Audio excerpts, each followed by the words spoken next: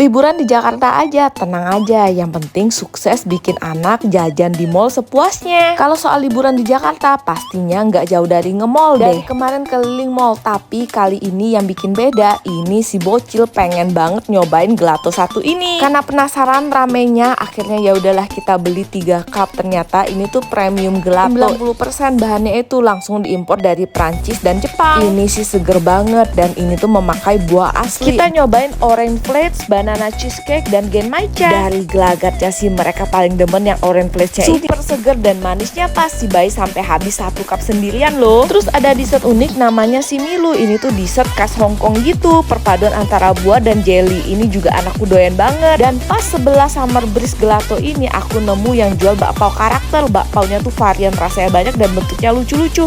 Tapi favoritku itu siomay scallopnya. Pas sebelahnya tuh namanya Bunting Resto and Cafe, dan event ini sampai 15 Mei ya.